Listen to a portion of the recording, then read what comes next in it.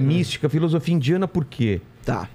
É porque assim, na Índia, especialmente, quando a gente fala de filosofia, ela mescla mais da religião e da mística do que, por exemplo, quando a gente fala de filosofia aqui no Ocidente. Mas, para a gente categorizar bem, filosofia é a ciência de pensar o pensamento. É o esforço que a gente faz através de método, através de teoria, através da razão, para entender quem somos nós, o que é a vida, o que é a sociedade. Aí você pode direcionar esse tipo de método de pensar para qualquer área. E daí por que a filosofia é a mãe das ciências, né? Dali, de pensar o pensamento, de pensar com rigor, de pensar com método, surgiu o pensar matemático, o pensar geográfico, o pensar histórico, etc. E a Índia produziu isso. Então, eu sempre falo, quando os gregos estavam explorando ali com os pré-socráticos, qual é a origem da vida? É o fogo, a terra, a água, o ar? Os indianos já estavam com o Sankhya, que é uma filosofia de lá, propondo princípios imateriais, assim, propondo princípios como o princípio central é consciência, o princípio primeiro do universo é energia, né? Purusha, Prakriti, enfim. Só que na Índia, então, a gente tem... Religião é a organização das pessoas em torno de uma devoção. A religião é uma organização social em torno de uma aspiração espiritual. Tipo, todos nós querendo encontrar o sentido da vida, querendo acreditar que a gente dure mais do que o tempo da nossa morte, querendo imaginar para onde vai minha mãe quando ela morreu, para onde foi minha avó, que eu gostava tanto, a gente se junta e a partir de provavelmente uma revelação suposta, né? Então, uma experiência íntima de alguém, né? Então, por exemplo, no islamismo você tem a revelação do profeta Muhammad.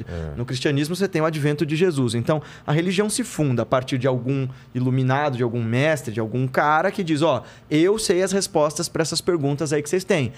Só que a religião tem um problema. A religião vai dizer assim, tá bom, mas como é que você me prova? Não, eu não te provo. Você tem que acreditar e eu te levo para esse caminho. Há quem diga que quando você se entrega e acredita pela fé, aí a resposta aparece. E aí existe uma outra coisa que está entre a religião e a filosofia chamada mística. E a Índia tem muito disso, tem muito da mística. Mística não tem nada a ver com cristal no shopping, com tarô.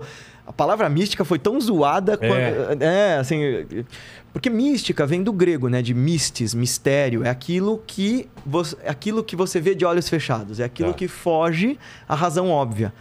É aquilo que você precisa procurar com mais profundidade para conhecer. Quer dizer, mística de verdade se faz com método e com muito esforço. É contrário de tudo que as pessoas vendem como misticismo cultista de hoje em dia. E o que é a mística? Se não é essa ciência da consciência, essa ciência de mergulhar para dentro para tentar enxergar quem, afinal de contas, sou eu se eu remover todas as etiquetas, todos os rótulos, todos os medos, todos os condicionamentos. Então, na Índia, existe essa amálgama entre religião, filosofia e mística, mas existe filosofia pura, sim. E eu fui estudar filosofia indiana porque, embora eu fiz filosofia na USP e eu gosto, eu sou apaixonado por filosofia ocidental, sou professor de filosofia ocidental também,